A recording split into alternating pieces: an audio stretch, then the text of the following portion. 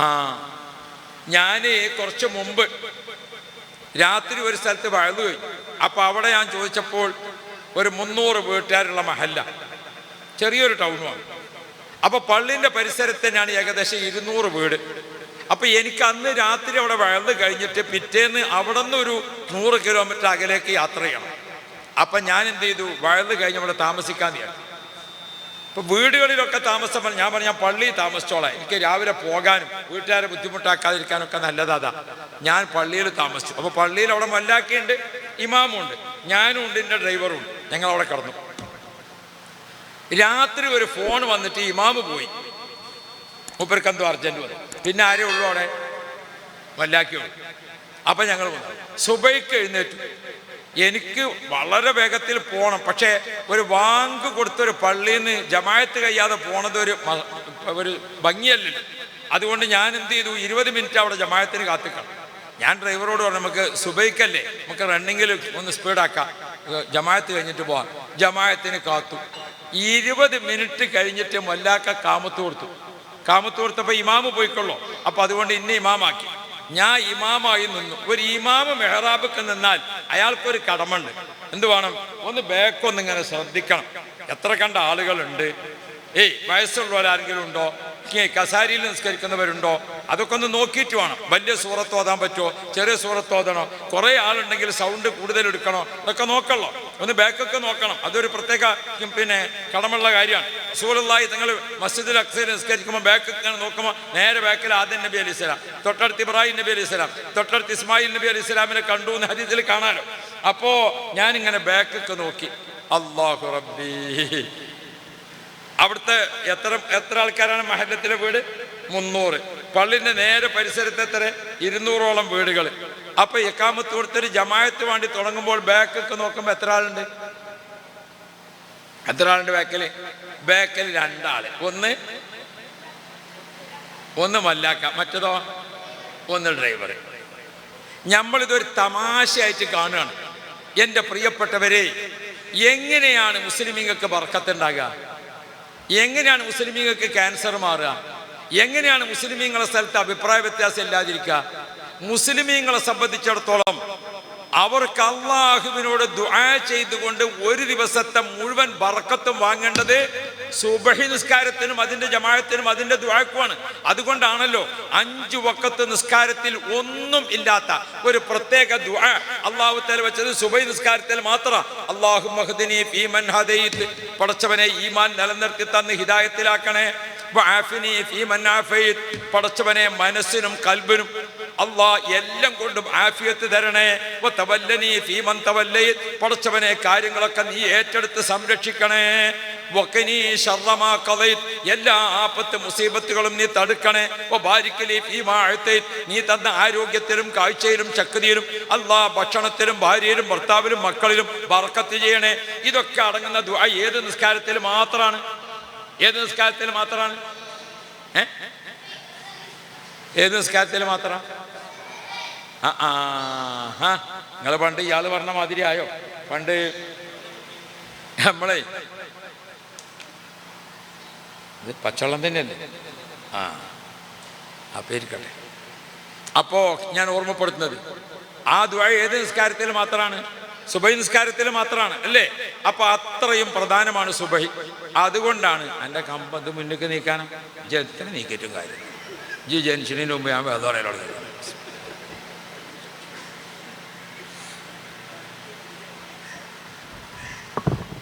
ഇപ്പോൾ ഒരു കുഴപ്പമില്ല, എല്ലാവർക്കും കേൾക്കുന്നുണ്ട്. ഇല്ലെങ്കിൽ ഒരു പറയട്ടെ. ഞാൻ ഒരു സ്ഥലത്ത് ചെന്നാൽ ഞാൻ വേളാണ് തോന്നുന്നത്. മൈക്ക് അത്ര വോൾട്ടേജ് ഉണ്ടോ, ഇത്ര വോൾട്ടേജ് ഉണ്ടോ, മറ്റേ വോൾട്ടേജ് ഉണ്ടോ, ഒന്നും ഞാൻ നോക്കാറില്ല. ഞാൻ വേള് പറയും, കേൾക്കണില്ല എന്നൊരു ആക്ഷേപം ഇതുവരെയോട്ട് പറഞ്ഞിട്ടുമില്ല. അള്ളാഹു ഖൈറ് തരട്ടെ. പിന്നെ ഇതിൻ്റെ അടുത്ത് ഇങ്ങനെ നിന്നുങ്ങാണ്ടേ അതിന് പാട്ടുകാരത്തിയാളെ വിളിച്ചേണ്ടി വരും അല്ലേ? അള്ളാഹു ഖൈറ് തരട്ടെ. നിങ്ങൾ കേൾക്കണില്ലേ? ഇപ്പോഴോ കേൾക്കണത് നേരത്തെ? പടച്ചോനെ കാഴ്ച ശക്തിയിൽ ആഫിയത്ത് നൽകണേ അല്ലാ, കേൾവി ശക്തിക്ക് ആഫിയത്ത് നൽകണേ അല്ലാ, സംസാരശേഷിക്ക് ആഫിയത്ത് നൽകണേ അല്ലാ, കിഡ്നിക്ക് ആഫിയത്ത് നൽകണേ അല്ലാ, ഹാർട്ടിന് ആഫിയത്ത് നൽകണേ അല്ലാ. നമ്മളൊക്കെ ഓരോന്നും പറഞ്ഞ് പടച്ചവനോട് ദ്വാരക്കണം. ഓരോന്നും പറഞ്ഞ് പടച്ചവനോട് ദ്വാരക്കണം. ആഫിയത്ത് തരണേ എന്ന് ഒന്നായിട്ടാണ് ചോദിച്ചാൽ പോരാ, ഓരോന്നും ചോദിക്കണം. അതാണ് കാലഘട്ടം. അത് ഏതിലും വേണം. പടച്ചോനെ കണ്ണുകൊണ്ട് ചെയ്ത ദോഷം പുറത്തു തരണേ, കാതുകൊണ്ട് ചെയ്ത ദോഷം പുറത്തു തരണേ, നാവ് കൊണ്ട് ചെയ്ത ദോഷം പുറത്തു തരണേ. അങ്ങനെ ചോദിക്കണം. പൊറുക്കലിനെ ചോദിക്കുമ്പോൾ രണ്ടും വേണം. ഇങ്ങോട്ട് കിട്ടുന്ന നിഅമത്തും ചോദിക്കണം, അങ്ങോട്ടേക്ക് പാകപ്പഴവും ചോദിക്കണം. അള്ളാഹ് പുറത്തു തരണേ എന്ന് മാത്രം ചോദിച്ചാൽ പോരാ, ഒറ്റക്കുള്ള ദുആകൾ അതൊക്കെ ശ്രദ്ധിക്കണം. അപ്പൊ നമ്മൾ ഏറ്റവും പ്രധാനപ്പെട്ട ദുആ വെച്ചിരിക്കുന്നത് സുബഹിയിലാണ്. എന്താ സുബഹിക്ക് പ്രത്യേകത? അവിടെ നമ്മളൊന്ന് മനസ്സിലാക്കണം. ഉമ്മമാർ, സഹോദരിമാര്, നബി സല്ലല്ലാഹു അലൈഹി വസല്ലമ തങ്ങളെ സ്വഹാബാക്കളെ കൂട്ടത്തിൽ ഒരു പ്രധാനപ്പെട്ട സ്വഹാബി, രണ്ട് കണ്ണിനും കാഴ്ചയില്ല, അബ്ദുല്ലാഹ് ഇബ്നു ഉമ്മു മക്തൂം റളിയല്ലാഹു അൻഹു. രണ്ട് കണ്ണിനും കാഴ്ചയില്ലാത്ത സ്വഹാബിയാണ്. പക്ഷേ അദ്ദേഹം സുബഹിന്റെ ബാങ്ക് കൃത്യമായി ബാങ്ക് വിളിക്കും, ഒരു സെക്കൻഡ് തെറ്റാതെ. സ്വഹാബാക്കൾ ചോദിച്ചു, അല്ലയോ ഉമ്മു മക്തൂം തങ്ങളെ, രണ്ട് കണ്ണിനും കാഴ്ചയില്ലാതെ നിങ്ങൾ എങ്ങനെയാണ് ഈ സുബഹി ബാങ്ക് ഇത്ര കൃത്യത്തിന് കൊടുക്കുന്നത്? ആ സമയത്ത് ബഹുമാനപ്പെട്ടവര് പറഞ്ഞു, അള്ളാഹുവിന്റെ റസൂൽ നമ്മളെ പഠിപ്പിച്ചിട്ടില്ലേ, എല്ലാ ദിവസവും സുബഹിയോട് അടുത്ത സമയം, നബിതങ്ങൾ ജനിച്ച സമയത്ത് സ്വർഗത്തിൽ നിന്നൊരു റഹ്മത്തിന്റെ വാതിൽ തുറക്കും. ആ റഹ്മത്തിന്റെ വാതിൽ സ്വർഗത്തിൽ തുറന്നാൽ അതിന്റെ ഒരു പരിമളം, അതിന്റെ ഒരു വസന്തം, അതിന്റെ ഒരു സുഗന്ധം അത് ഭൂമിയിലേക്ക് വരുന്നുണ്ട്. സ്വർഗത്തിൽ നിന്ന് അത് മദീനയിൽ എത്തുമ്പോൾ അതിന്റെ വാസന എനിക്ക് ലഭിക്കും. അപ്പോഴാണ് ഞാൻ അല്ലാഹു അക്ബർ എന്ന് ബാങ്ക് വിളിക്കുന്നത്. എത്ര ശ്രേഷ്ഠമായ സമയമാണത്. മറ്റൊരു കാര്യവും കൂടി ഇമാം ഗസാലി തങ്ങൾ പറയുന്നുണ്ട്. അതേപോലെ തന്നെ ജീവികളും അതിന്റെ ഭാഷയും അത് പറയുന്ന ഒരു കിതാബാണ് ഹയാത്തുൽ ഹയവാൻ. ഇമാം ദമീരി റളിയല്ലാഹു അൻഹുവിന്റെ ഹയാത്തുൽ ഹയവാൻ എന്ന് പറഞ്ഞ കിതാബുണ്ട്. ജീവികളും അതിന്റെ സംസ്കാരവും ഭാഷയും ഒക്കെ അതിൽ കാണാം. കോഴി ഉണ്ടല്ലോ നമ്മുടെ നാട്ടിൽ. ഇങ്ങനെ രാവിലെ കോഴി കൂകലാണോ ആദ്യം ബാങ്ക് കൊടുക്കലാണോ? ഏതാ ആദ്യം? നാളെ ആരോ പറഞ്ഞു രണ്ടും കേക്കായി. അത് ആദ്യം ഒന്നും നോക്കിയാലോ രണ്ടിനും നീച്ചതില്ല. പിന്നെ പറഞ്ഞിട്ട് കാര്യമില്ല. അല്ലാഹു റബ്ബി. കോഴി എന്താണ്? രാവിലെ എഴുന്നേൽക്കുന്ന എപ്പോഴാണെന്നറിയോ? സ്വർഗത്തിൽ നിന്ന് റഹ്മത്തിന്റെ വാതിൽ തുറന്നാൽ ആ വസന്തം ആസ്വദിക്കാൻ സാധിക്കുന്ന ജീവിയാണ് കോഴി. അതുകൊണ്ട് കോഴി സുബഹിക്ക് മുമ്പ് എഴുന്നേൽക്കും, മുത്തുനബി ജനിച്ച സമയത്ത്. അതുകൊണ്ട് കോഴിയുടെ വർഗത്തിന് ഒരിക്കലും നാശമില്ല. കോഴിനെ അറുക്കുന്ന പോലെ വേറെ ഏതെങ്കിലും ജീവിനെ അറുക്കണുണ്ടോ ദുനിയാവില്? ഉണ്ടോ? കോഴിനെ അറുക്കുന്നത് പോലെ വേറെ ഏതെങ്കിലും ജീവിനെ അറുക്കണുണ്ടോ? ഇല്ല. എല്ലാ ലോകത്തും കോഴി മാംസം കഴിക്കാത്ത ഏതെങ്കിലും രാജ്യക്കാരുണ്ടോ?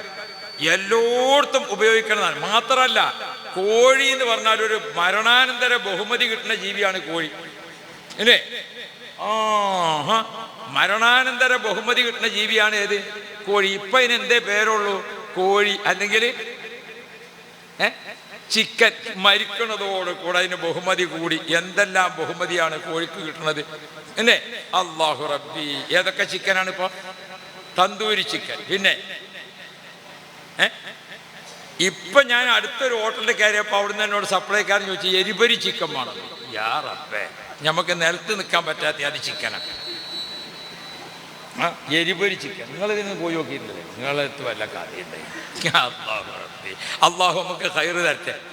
നമ്മളെ നാട്ടിലിപ്പം ഇങ്ങനെ നോക്കിയാൽ രാവും പകലും നട്ടപ്പാതിരി ഒന്നും വ്യത്യാസമില്ലാതെ ചിക്കന് ആ ബഹുമതിയോട് കൂടെ കിട്ടുകയാണ്.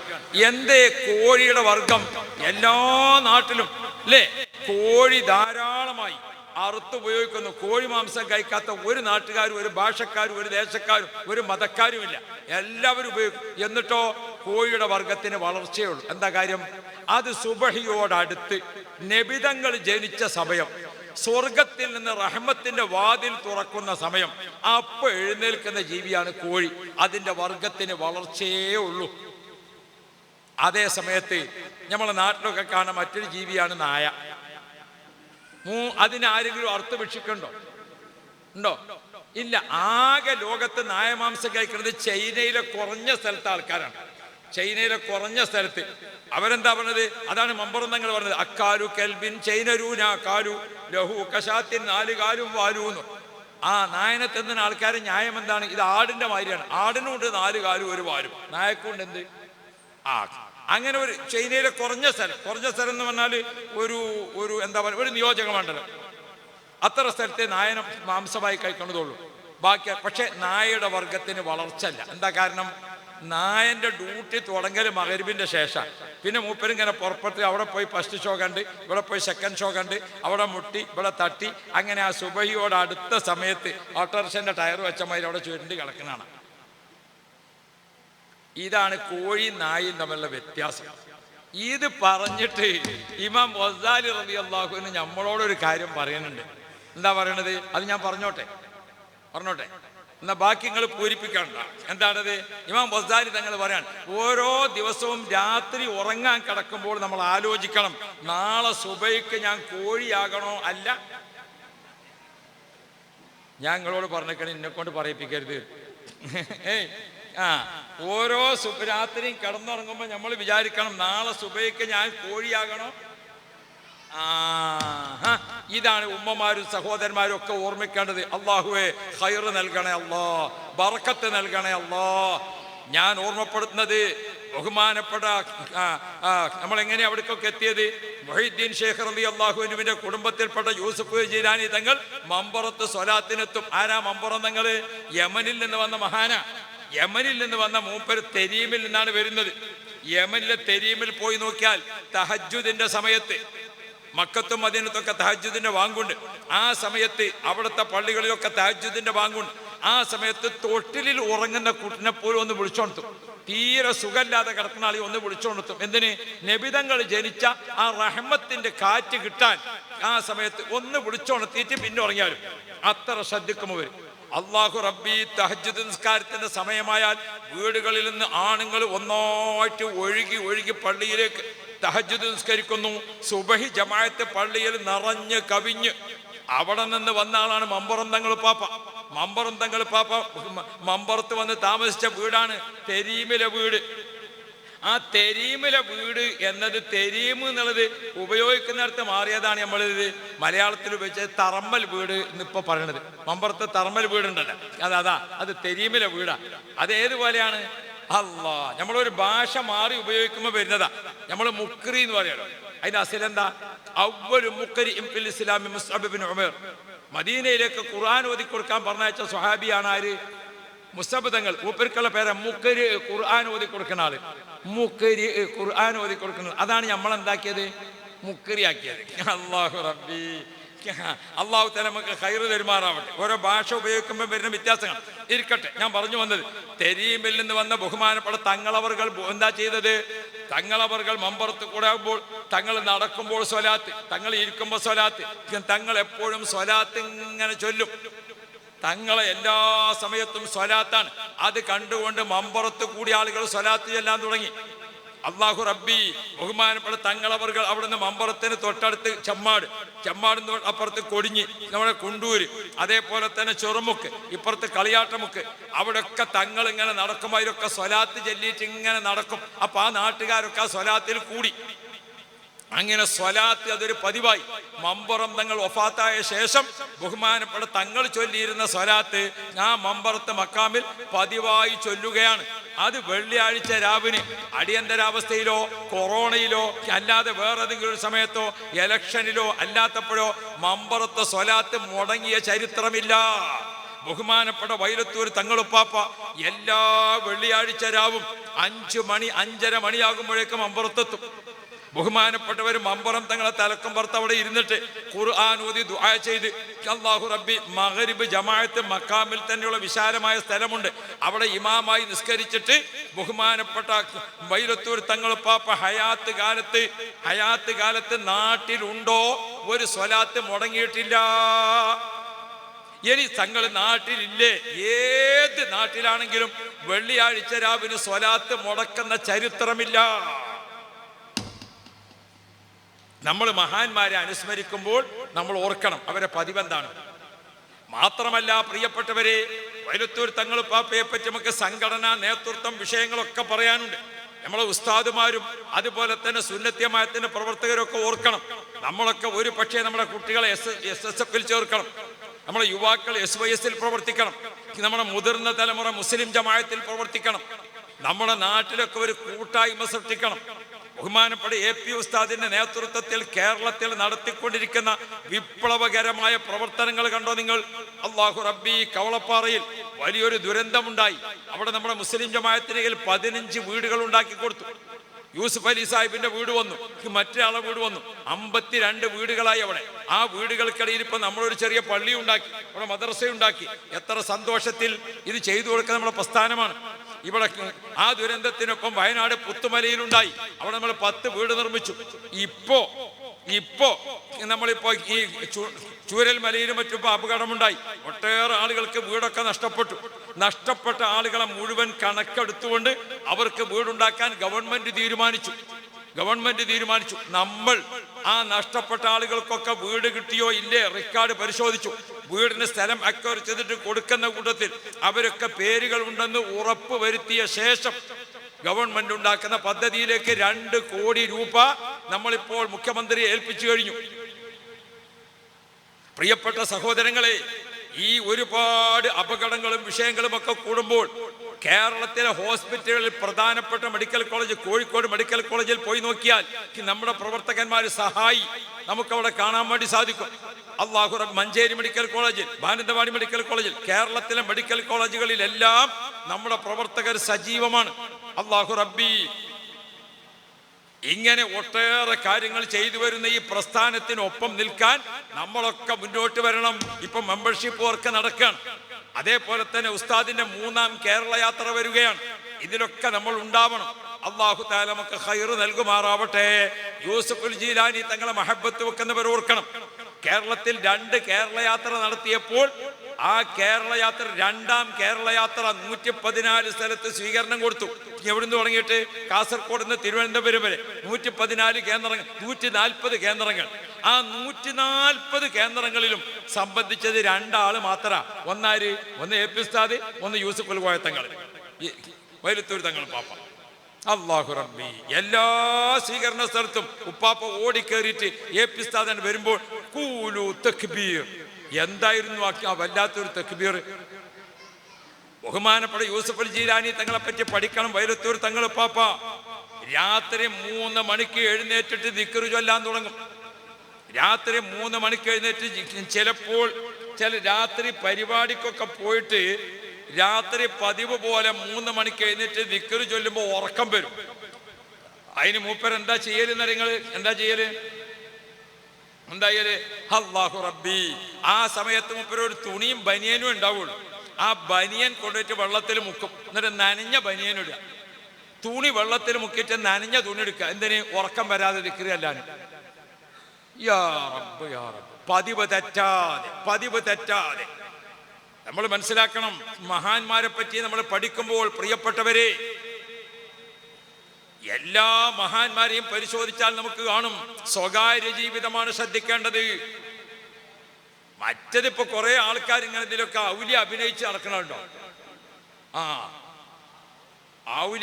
ഔലിയക്ക് ബുക്ക് വായിച്ചണ കാലാണ്. അല്ലാ, അവിടെ ഒരു ഔലിയ വന്നിക്കണ. എന്തേന്ന് ചോദിച്ചു. അയാൾക്ക് മുമ്പ് നിന്നോടുന്ന് എന്തോ കിട്ടിയിരിക്കണതാണ്. അപ്പൊ അന്വേഷിച്ച് പോയി നോക്കുമ്പോൾ അവിടുന്ന് പുറത്ത് 4 കിട്ടിയതാണ്. അതായത് എന്തോ കിട്ടിയതാണ്. ഇങ്ങനത്തെ കള്ളനാണയങ്ങൾ പെരുകിയ ഒരു കാലം. അള്ളാഹു നമ്മളെ കാത്തു രക്ഷിക്കട്ടെ. നല്ല നല്ല മനുഷ്യന്മാരെ പേര് ചീത്തയാക്കുന്ന രീതിയിലാണ് ഇതൊക്കെ നടക്കുന്നത്. ഞാൻ ആരെയും ആക്ഷേപിക്കാൻ വേണ്ടി പറഞ്ഞതല്ല. അള്ളാഹു തആല ഖൈർ നൽകുമാറാവട്ടെ. മഹാന്മാരായ ഔലിയാക്കളെ ജീവിതം നമ്മൾ പഠിക്കണം. ഉമ്മമാരെ, സഹോദരിമാരെ, ഏതൊരു നാട്ടിലും ചരിത്രം നമ്മൾ മനസ്സിലാക്കിയാൽ അവിടെയൊക്കെ നമുക്ക് കാണാം. ബഹുമാനപ്പെട്ട യൂസുഫുൽ ജീലാനി തങ്ങൾ രാത്രി സമയത്ത് എഴുന്നേറ്റുകൊണ്ട് ദിക്ർ ചൊല്ലിയാണ്. എല്ലാ ദിവസവും പതിവായി വെള്ളിയാഴ്ച രാവിലെ പതിവ് സ്വലാത്ത് മമ്പുറത്ത്, അഥവാ മമ്പുറത്ത് എത്തിയില്ല വേറെ ഏതെങ്കിലും ഹജ്ജിന്റെ സമയത്തോ മറ്റ് സിയാറത്തിലോ ഒക്കെ ആണെങ്കിൽ അവിടെ വെച്ചുകൊണ്ട് ആ സ്വലാത്ത് കൃത്യമായി, അത് ജീവിതത്തിലൊരു ചിട്ടയാണ്. മഹാന്മാരായ ആളുകൾ അവരെ ജീവിതത്തെ അവർ അല്ലാഹുമായി ബന്ധിപ്പിക്കാൻ നമ്മളൊക്കെ ഓർക്കണം. വിശുദ്ധ ഖുർആനിൽ ദിക്റുണ്ട്, സ്വലാത്തുണ്ട്. വിശുദ്ധ ഖുർആൻ മുഴുവനും നമുക്ക് ദിക്റുകളാണ്.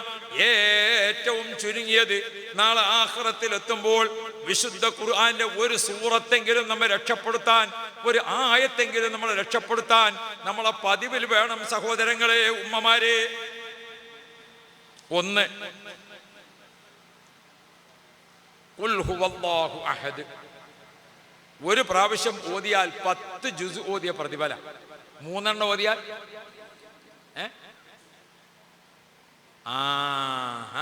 ഒരു ഖത്തം തീർത്ത പ്രതിഫല. നിങ്ങൾ ശരിക്കും പഠിക്കാൻ ഞാൻ പറ്റൂല. എന്നാള് ഒരു മഹല്ലത്തിന് വയലിന് വിളിക്കാൻ വേണ്ടി ആള് വന്നിരുന്നു. അപ്പൊ ഞാൻ പറഞ്ഞു, ഞാൻ കഴിഞ്ഞ കൊല്ലം അവിടെ വന്നല്ലോ, ഈ കൊല്ലങ്ങൾ എന്നെ ഒഴിവാക്കണം, എനിക്ക് ഒഴിവില്ലായിട്ടാണ്, കുറെ തിരക്കും കാര്യമൊക്കെ ഉണ്ട്. നിലമ്പൂരിൽ നമ്മളെ സ്ഥാപനമുണ്ട് മജ്മഅ അക്കാദമി.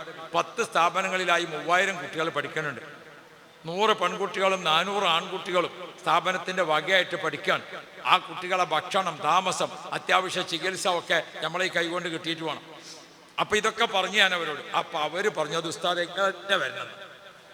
അപ്പൊ ഞാൻ ചോദിച്ചു, എന്തിനാ നിങ്ങൾ ഇന്നെങ്ങനെ ബുദ്ധിമുട്ടാക്കണേ? അപ്പൊ ഒരു കാരണവര് പറഞ്ഞു, നിങ്ങളുണ്ടെങ്കിലേ പറ്റുള്ളൂ എന്ന് ഒരു പറഞ്ഞിക്കണ. അപ്പൊ അത് എന്തേന്ന് ചോദിച്ചു. അതെ, അവിടെയുള്ള ആൾക്കാർക്കൊക്കെ നിങ്ങളോടൊരു ഇഷ്ടമാണ്. അപ്പൊ അത് എന്തേന്ന് ചോദിച്ചു. അത് അവിടെ കുറച്ച് ആൾക്കാർ ഖുർആൻ ഖത്തം നേർച്ചയാക്കിയിട്ട് ഓതാൻ കുടുങ്ങി കുത്തിരിക്കേന്. അപ്പോഴാണ് നിങ്ങൾ പിന്നെ 3 ഖുൽ ഹുവല്ലാഹു ഓതിയാൽ മതി എന്ന് പറഞ്ഞത്. അപ്പൊ അങ്ങനത്തതൊക്കെ കിട്ടണമെങ്കിൽ നിങ്ങളെ വയൽ തന്നെ വേണമെന്ന ആൾക്കാർ പറയുന്നത്. കണ്ടങ്ങൾ നോക്കി നിങ്ങൾ ഇപ്പൊ വയല് പറയുമ്പോ ശ്രദ്ധിച്ചിട്ടില്ലെങ്കിൽ ഉണ്ടല്ലോ വലിയ കുൽമാലയിൽ പോകും. അപ്പോ ഖത്തം തീർക്കാൻ നേർച്ചയാക്കിയവർക്ക് ഖുൽ ഹുവല്ലാഹു കൊണ്ട് കഴിച്ചിലാകുക എന്നല്ല പറഞ്ഞത്. പിന്നെന്താ, നമ്മുടെ ശരീരത്തിന്റെ വില പറയുന്നിടത്ത് നമ്മൾ പറയും എന്ത്, കണ്ണ് പോയെങ്കിൽ അതെന്താ മൂക്കിനെ പറ്റി പറയാത്തത്? മൂക്ക് ആവശ്യമില്ലായിട്ടാ. അതെന്താ ചെവിനെ പറ്റി പറയാത്തത്? മറ്റ് അവയവങ്ങളിൽ നിന്ന് കണ്ണിന്റെ പവർ, ഇതാണ് ഖുൽ ഹുവല്ലാഹുവിന്റെ പവർ. വിശുദ്ധ ഖുർആനിലെ മറ്റു സൂറത്തുകളിൽ നിന്ന് ഖുൽ ഹുവല്ലാഹുവിന്റെ പവർ 10 ജുസ്ഇന്റെ സ്ഥാനത്താണ്. അത്ര പവറാണ് ആ സൂറത്തിന്. ആ സൂറത്ത് നിങ്ങൾ നല്ല പോലെ ഓതണം. ബഹുമാനപ്പെട്ട യൂസുഫുൽ കോയ തങ്ങളെ, യൂസുഫുൽ ജീലാനി തങ്ങൾ, വൈലത്തൂർ തങ്ങൾ പാപ്പാനെ അനുസ്മരിക്കുന്ന സമയത്ത് ഞാൻ എൻ്റെ സഹോദരങ്ങളെ ഓർമ്മിപ്പിക്കട്ടെ. നമ്മൾ ദിവസം കുറച്ച് ഖുൽ ഹുവല്ലാഹു ഓതുക. ദിവസം 100, ദിവസം 313 അങ്ങനെ ഓതിയിട്ട് മരിക്കുന്നതിന് മുമ്പ് 1,00,000 ഖുൽ ഹുവല്ലാഹു ഓതാൻ ഞങ്ങൾക്ക് ഭാഗ്യം തരണേ അല്ലാ. ഞാൻ ദീർഘിപ്പിക്കുന്നില്ല, മതിയാക്കാണ്. നമ്മളെ ചോറിൻ്റെ പൊതി കൊടുക്കാനുള്ള സമയം ഇങ്ങനെ അടുത്തേക്കണം. ഇല്ല സാർ,